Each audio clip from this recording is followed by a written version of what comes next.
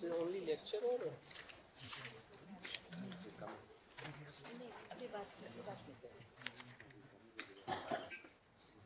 Hello.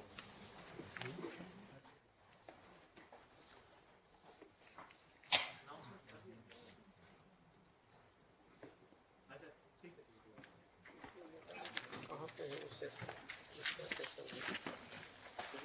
Announcement meeting की announcement हो जाएगी तब फिर वो स्टार्ट यहीं से नहीं करपन सेठी को बोलिए ना. He has to give a brief something like that. Karpan Sethi. Because I am not aware of whether it's only a lecture or.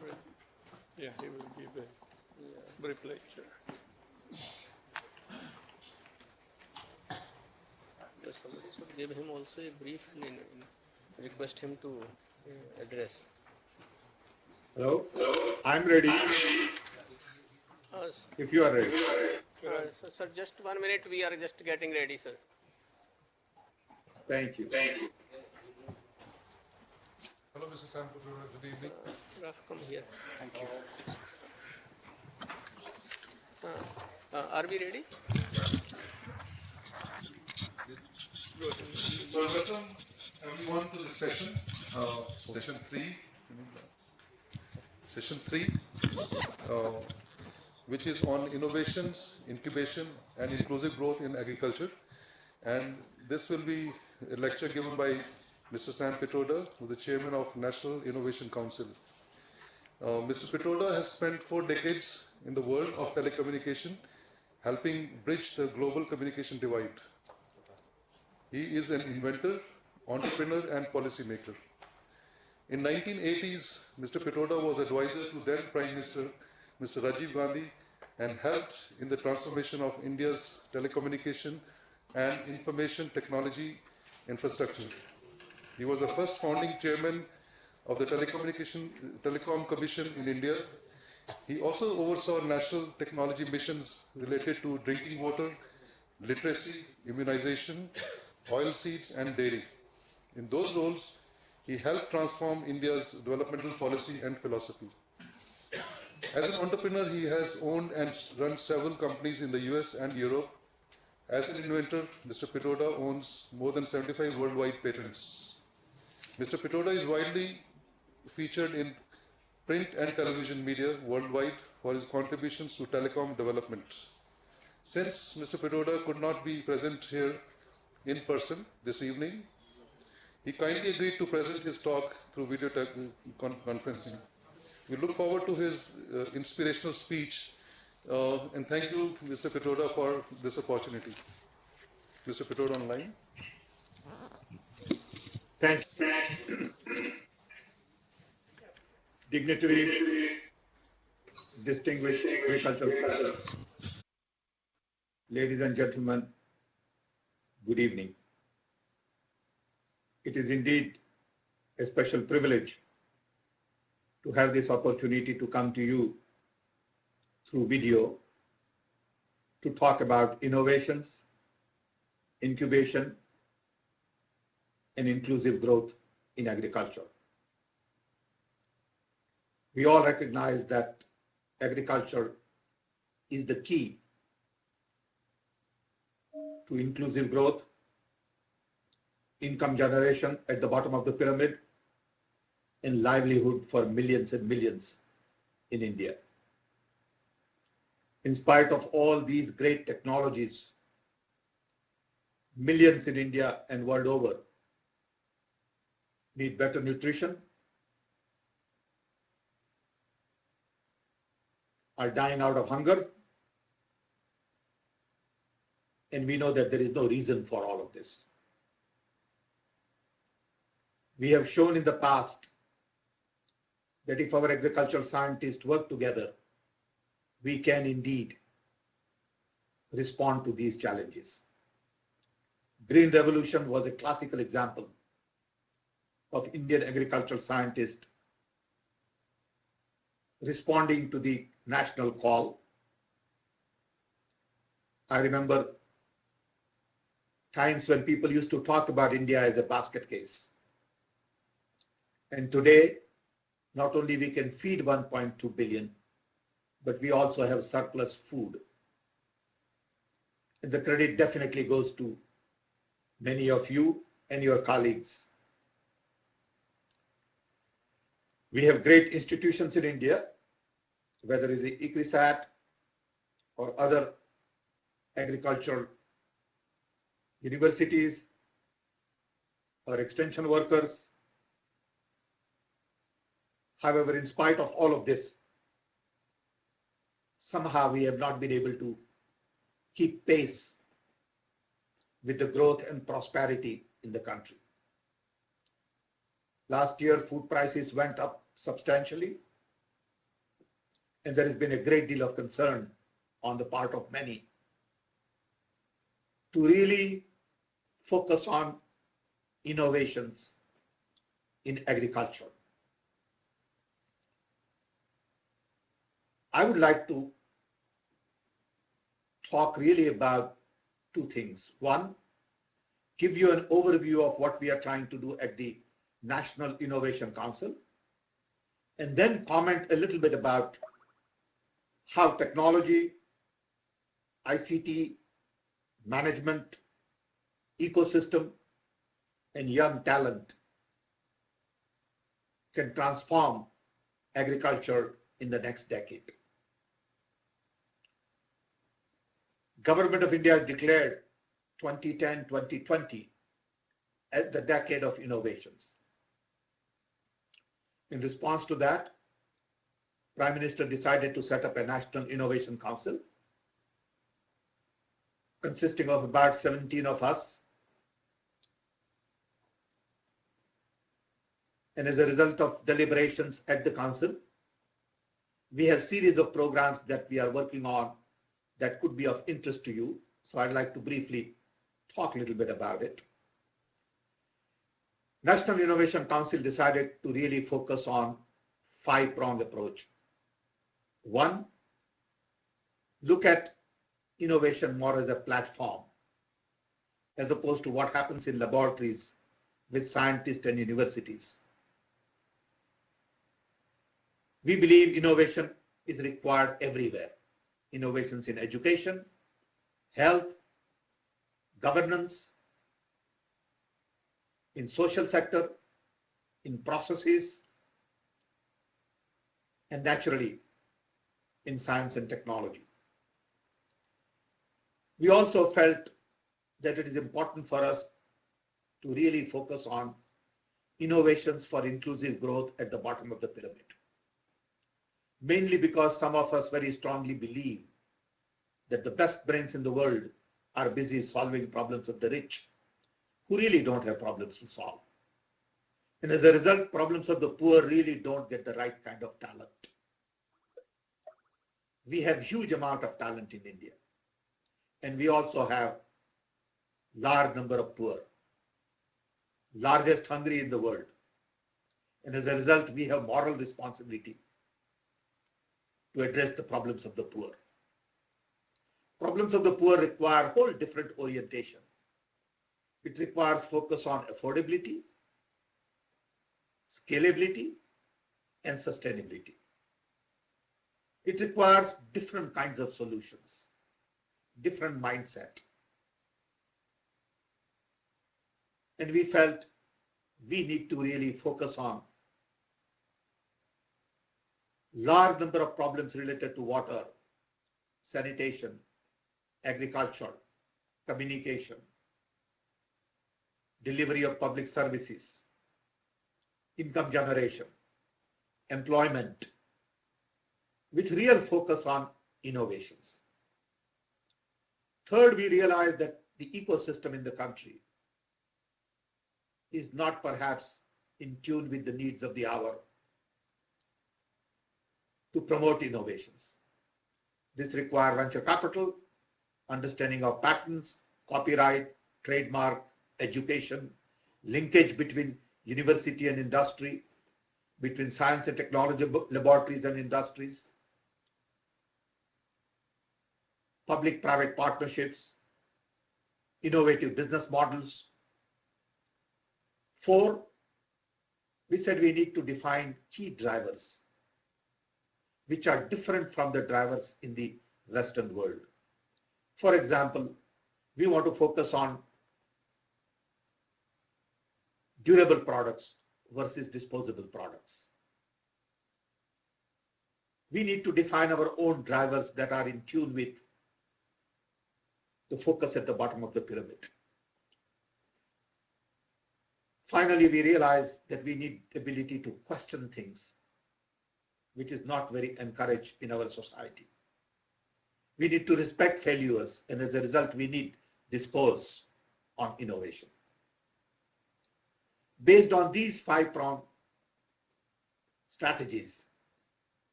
we requested all chief ministers to create state-level innovation councils, knowing that each state has their own core competence. We also requested ministries to create sectorial councils, council in pharmaceutical, cancer, biotech, nanotech, leather, diabetes, wireless communication, and many, many other subjects where domain experts who really understand the subject can help us put together a roadmap for the decade. Then we decided to create a $1 billion venture fund run on a commercial basis to really seed innovations at the bottom of the pyramid. This fund was announced by Honorable Finance Minister of India, Mr. Pranab Mukherjee. It will be operationalized by June, July. It will work on a commercial basis, but it will really focus on social ventures, bottom of the pyramid, and as a result may not have the same kind of IRR that many of the other well-known high technology ventures would have. Then we are going into all of the clusters, industrial clusters like bamboo, leather, diamond, textile, food processing, and trying to seed innovations. We've identified about 150 clusters, of which there are 8 we are field trialing now. The idea is to go in there, set incubator, innovation toolkit, interface with CSIR labs, agriculture research lab, universities, and really understand how small and medium scale enterprises can be helped to focus on innovations. Based on these experiences, we plan to scale it up to 50 clusters by end of the year. Similarly, we are trying to seed innovations at universities. Unfortunately, our universities really don't do good research yet. Some are exceptions, but we need a large number of universities doing research. In India, at times I find that our universities don't do enough research and our research scientists don't teach. So we need to bring this together. These are some of the things we are trying to do, including things like at our museums, create space and ecosystem to exhibit innovations. We hope that all of these things that we are planting now would create the right environment and encourage large number of people to innovate. In all of these things, we do realize that agriculture is the key, and we must keep our focus on improving productivity in agriculture, efficiency, reduce cost, and realize that to be globally competitive, we will have to pay more attention to agriculture. We cannot have the kind of hunger and malnutrition we have in the country with all the technical capabilities and expertise we have in the country. So I believe the challenge really lies in recognizing that technology is a starting point. technology which is multidisciplinary, which require a great deal of collaboration, and which is happening faster than ever before. So we really need to focus on biotech, tissue culture, genetics, fertilizers, water management, logistics, satellite imagery, GIS, and all of these and some more are critical to agricultural productivity. It is no longer about one vertical that we used to focus on 10, 20 years ago. It is about using new tools, new ways of doing things to really bring about generational change in technology for agriculture. I know the debate we have had in genetically modified food. Many of us have different views, but the fact still remains that technology does offer huge potential in developing new products, new productivity, and we need to experiment, learn, and make sure that we provide safety and security as part of our food security effort. Technology is also critical in finance. I believe we need a lot more focus on multidisciplinary approach to technology than we have done in the past. And it requires a lot more collaboration than we have had in the past. Vertical silos are not delivering results. I've seen many of our laboratories, especially agricultural research as part of my work long time ago on oil seeds. I had an opportunity to work with some great scientists, Dr. Randhawa, Dr. Rao, Dr. Shinoy, and I'm amazed at the Indian talent. If we could just give them a little more help in providing freedom and flexibility, I think we can do wonders.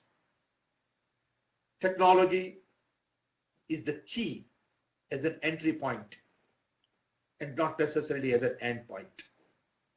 Technology can indeed help us bring about generational change, but it requires a lot more beside just technology. And that's where I think information and communication technology can play a very important role. Based on my background, I'm convinced that we need a special center for ICT in agriculture, a global center in India, where the entire world would look to us to provide ICT solutions in agriculture. We have the largest amount of talent in ICT in the world. We have the need in agriculture. We similarly also have a great deal of talent in agriculture scientists. And I think we have a moral responsibility again to lead the world to provide better solutions with ICT in agriculture. Let me give you two examples which I believe are going to be very critical going forward.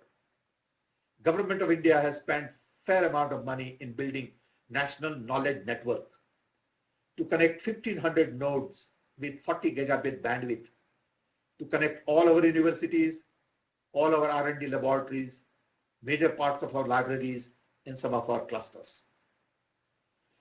The idea is to improve collaboration, share data, and really learn to use IT effectively.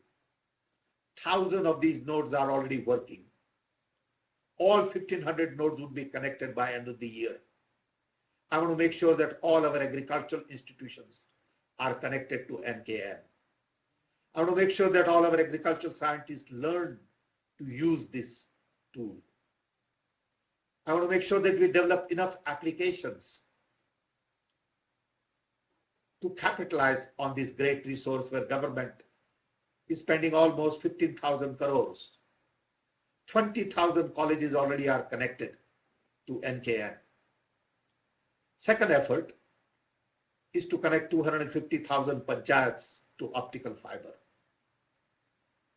To improve governance, improve agriculture, improve health services, and improve all kinds of other public services at Panchayat level. This is going to cost us about 30,000-40,000 crores. Cabinet has already approved this, and in the next 2 years, this network would be functional. We need to write applications, learn as to how to use this effectively. Along with this, we are creating multiple platforms. Nandan is working on UID platform. Dr. Kasturi Rangan is looking at National GIS platform. So all GIS information can be consolidated. Then similarly, we have application platform, cyber security, payment, procurement. All of this would be functional in next 24 months. The key is, how do we use this in agriculture? How do we use this for our logistics, food distribution, food chain? To me, IT is underutilized. It is a great, powerful tool, but it requires domain experts from both sides, from IT side and from agricultural side, to work hand in hand for next decade. It is not going to happen overnight. A lot of people have little solutions on mobile phone to do this, send SMSs, look at pricing, but these are vertical silos. We really need to build robust platform, a platform which works on multiple devices, multiple operating systems, plugs in multiple applications with well-defined APIs, with interoperability, and that is a huge challenge. And that's why I believe we need a global center for ICT in agriculture. Third area is ecosystem. We really need focus on venture capital, freedom, flexibility, public-private partnership, joint ventures, and new business models. I know that our agricultural institutions have not kept pace with modernity. We need to revive some of these, rebuild, re-examine their status, and recognize the fact that it is time to regenerate our institutions. We need new priorities, new paradigm, and new partnerships. And this requires us to accept the fact that there is a need to change, and we cannot go on with business as usual in our agricultural institutions.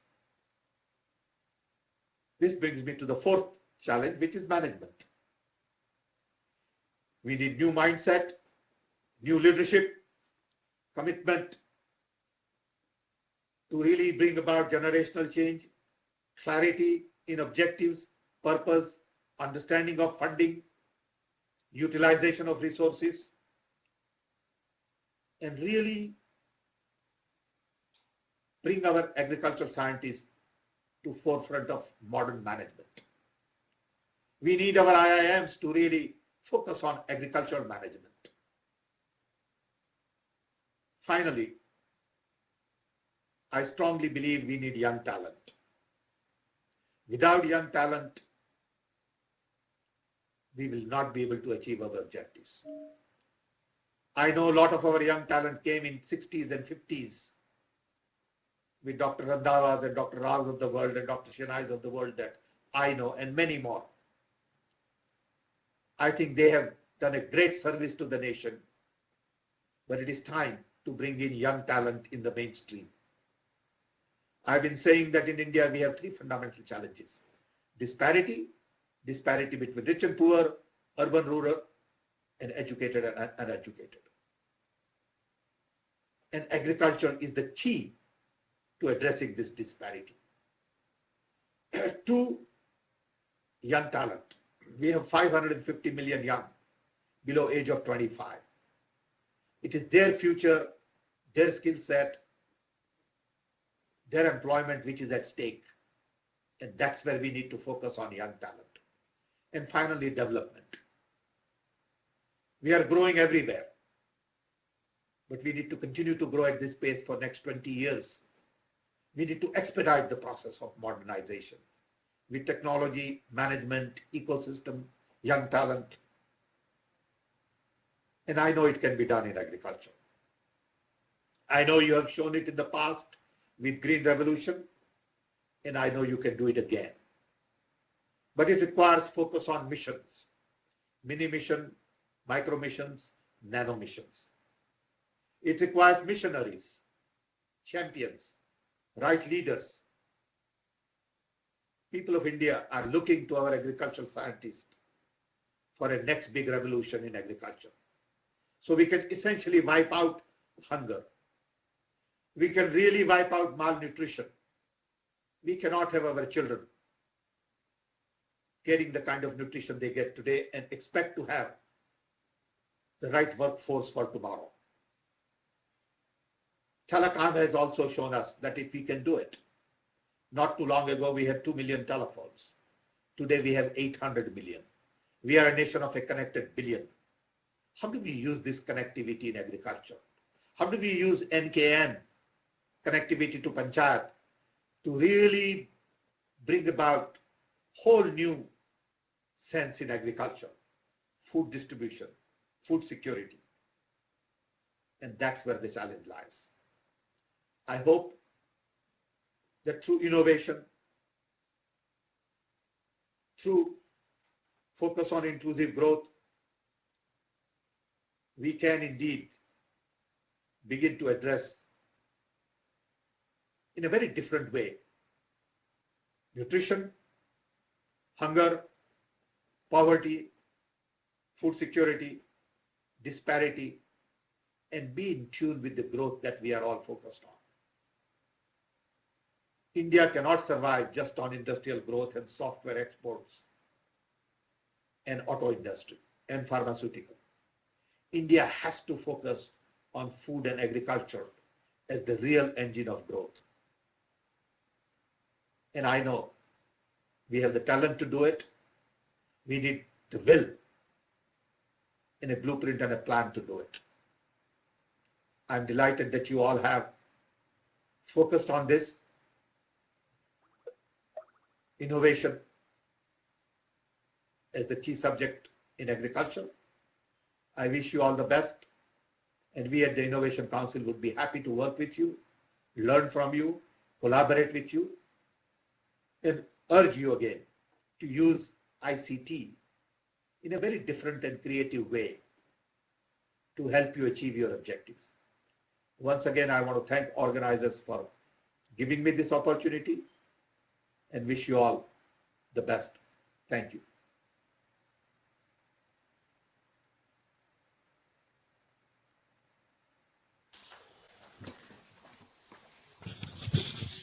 Thank you, Mr. Pitroda, for that very interesting remarks of yours. We thank you for your very important inspirational talk covering various aspects of approaches for creating new value chains, innovation models, especially on transforming agriculture in the next decade. Your views have greatly added to the discussion of this important conference on inclusive growth in agriculture.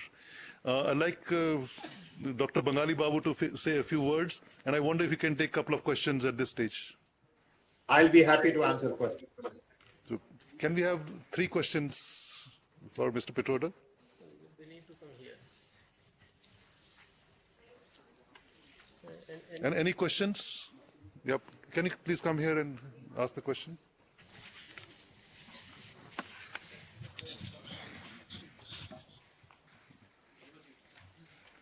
Thank you for the chance. Yeah, Thank you for the chance. I'm agriculture economist from Tamil Nadu Agriculture University, Coimbatore. This is only a suggestion. Addressing some issues. Actually, these government's programs targeting to the poor peoples, so many distortions in reaching these things. Like the fertilizer subsidies has directly reached to through the industries, it will reach most of the farmers. The benefits reach very good. In the later stage, in the addressing all the collective issues, why don't you distribute these subsidies and all these things, all the programs targeting to poor peoples in the selected ways? So maximize the reaching the benefits to the poor. Okay. I'm really not knowledgeable in this area. We will have to really have knowledgeable experts comment on it. But I understand your issues. Maybe you, as group of scientists in agriculture area, need to bring this to the attention of the Planning Commission, and I'm sure you'll get good hearing. It's a very open process, and if you collectively come to the Planning Commission, I'm sure you'll bring this into focus, but I'm really not knowledgeable. Thank you, Mr. Pitroda. We have another question here. Mr. Pitroda, in the NKN or the National Knowledge Network, it seems primarily a university or academia research body initiative. Would that be including the private sector as well? And if so, how private sector can pitch in and how that knowledge can be integrated into NKN? If private sector research institutions are involved, it can be integrated. If it is about just commercialization, maybe we need to look at it as a next stage. But the NKN is essentially a research network. If private sector is doing research, great. They should be part of it. Of course, today it is predominantly education and research, but I'm sure we are open. Country is going to benefit from it. Why not? Thank you. Is there anything? Any other question? We'll just have the one question last.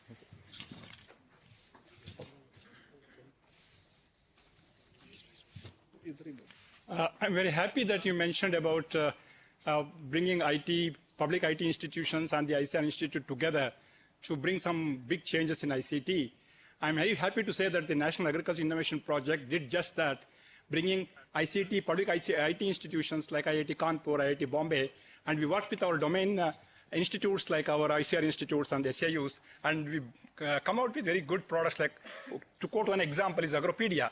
But the problem is that this sort of a collaboration will be a short-lived one, and once the project is over, probably the collaboration will be over. So I would suggest that what would be the long-term collaboration between two such institutions, that will be very, very good to happen. So what is your suggestion, sir? I strongly believe we need to examine the possibility of setting up a global institution for ICT in agriculture. My vision is to have 1,000 people, software, system architectures, programming experts, along with agricultural experts, experts on genetics, biotech, tissue culture, food distribution, logistics, all of these people working together to develop robust platform for role of ICT in agriculture. It is not about one little application that 5 software people develop. I know that to develop a platform like this is a 3 to 5 year cycle. It is not about taking 10 guys from IITs and just doing some application. Believe me, I know it, I've done it. It is a very complex challenge to make sure there is interoperability.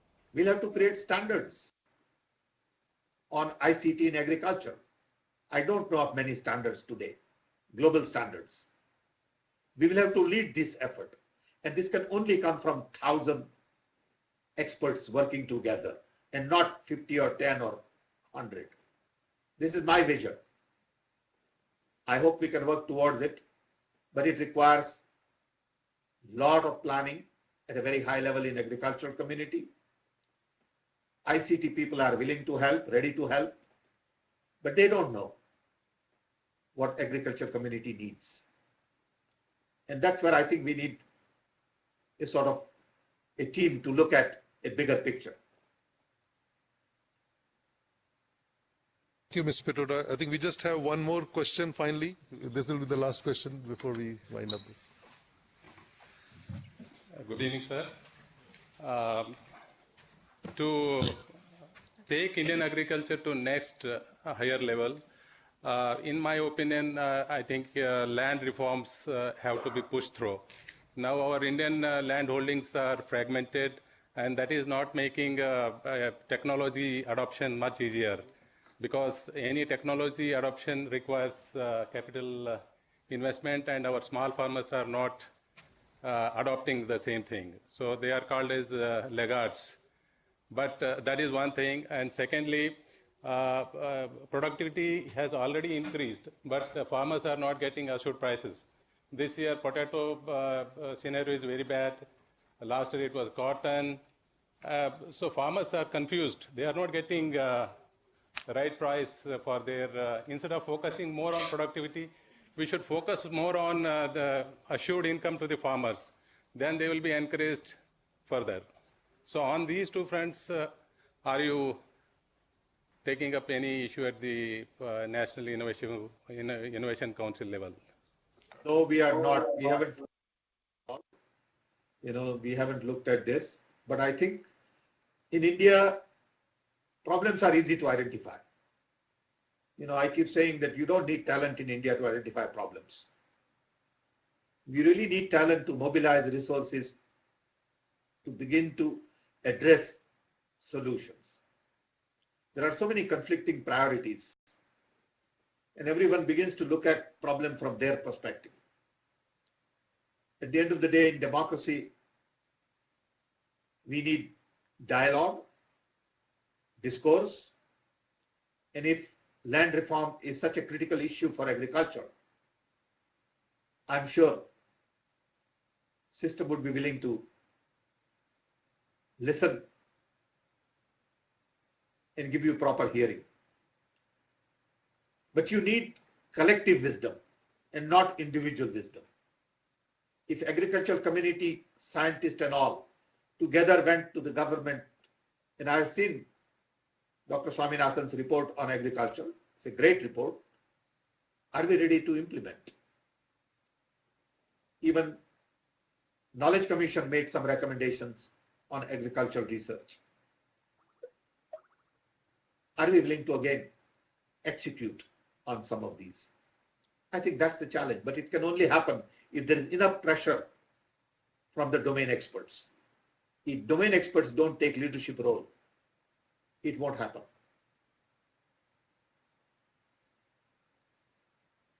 This is from the host, Dr. H.S. Gupta, who is the director of IRI. He has a question for you, sir.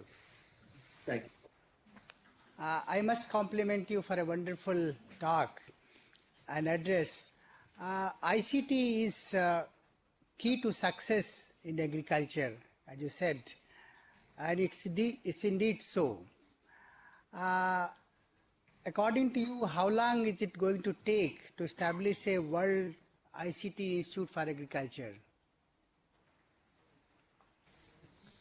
I must say that we had a big meeting here in Chicago with 30-40 scientists from India and 30-40 people from US several months ago. I've been promoting this idea for quite some time. I had a very good meeting with Secretary Dare, Secretary Agriculture. They were all very receptive to this idea. I was extremely pleased with their initial response. I think they all have to come together as domain experts and leaders and put together a proposal and submit it to the government. And I'm sure they will get all the support if they are convinced. I'm convinced. In our system, we really need a cabinet note to take this idea forward with proper background, understanding, investment required and all. And if we can push this through, I think we can take the right step in the right direction. Once cabinet approves, I think you can build a good institution in a couple of years. The key is to have a group of domain experts from agriculture and senior domain experts from ICT to come together. Spend a year and don't expect quick results. It is a system which will take to 5 years, maybe 10 years. But we got to plant seeds now. We may not have clarity and visibility in the beginning. So this institution cannot give you results in 12 months or 18 months. We got to have long-term perspective. Then it will happen. And I think people like you all have to take lead, and it will happen.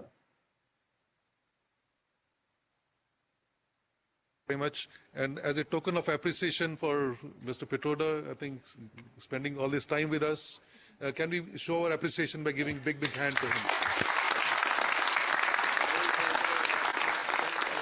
And now I also request Dr. Bengali Babu, the National Director for NAIP project, to say a few words. Thank you, sir. I will take this. Sir, I am Dr. Bengali Babu, National Director, NAIP, National Agricultural Innovation Project, and with me is Dr. Da, the Director General ICRISET, Director IRI, Dr. H.S. Gupta, Dr. Raf, the Facility Coordinator for Unibrain from Africa, and all the delegates participating in this global conference. Sir, on behalf of the organizers, I immensely thank for an inspiring speech and giving directions for the future that innovations have to lead where you are expecting to. Sir, we are very thankful to you for sparing your time and inspiring all of us for the innovative process. As you have said, the decade of innovation, the India is following, and we are also very much seized of this announcement, and we are already doing this job and spreading across. As far as the inclusive growth you have suggested, at least in this particular project, we are addressing the poverty alleviation as also the income generation. These two aspects which you have highlighted, these are built up in this project, but project has got a small operational area or sites. So it can operate only with the selected villages or sites, and your vision or mission is for the entire country, and for that the model which comes out as a successful or the innovative one need to be multiplied, and maybe in the next plan. Sir, you have also said for the Global IT Center, as a matter of fact, our Director General, Dr. Ayyappan, he is also very keen. And I am sure I will convey to him this particular advice which you have given and pass on to him with my own recommendation that this center needs to be taken up by ICR on a priority. And I am hopeful that he, being a receptive person, will definitely agree to this and prepare a cabinet note as you are looking for. And we work in collaboration with the Department of Agriculture and Cooperation. So I am sure that this kind of initiative which you yourself are suggesting, we should not lag behind in putting forth a cabinet note for approval. I am sure that this will meet approval within the department. Sir, 15 notes of NKN which you have said, I can just inform you, exact numbers I do not have, but we in Indian Council of Agricultural Research have used many notes from NKN. We have already using, and we are spreading to complete this job maybe by this year end. So we will be definitely on the NKN. This particular thing we would like to just convey that partly we are already addressing the issues which are your concern. And India's nutrition and poverty disparity, there are several issues, and innovation being also not only inclusive for development, but to achieve the results, it also need to have inclusive inputs like policy decisions also. There are certain issues like policy. Somebody raised that potato glut this year. Now a scientist can develop a technology for enhancing production or the productivity, but all solutions or problems cannot come from scientists. This aspect also need to be very clearly understood in the process of innovation. How if a scientist can address this glut problem. Therefore, some policy intervention also need to be coming forth to address these issues. So only thing is at the last, sir, we are very much thankful to you for giving this inspiring speech. We have taken note of almost all of your suggestions, directions, and we will act upon that. And I will pass on your message or your advices to our DG, who I am sure would definitely take note of this and act upon this. With this, sir, on behalf of all the participants and all the organizers, I thank you immensely for giving this valuable time and inspiring all of us once again. Thank you, sir.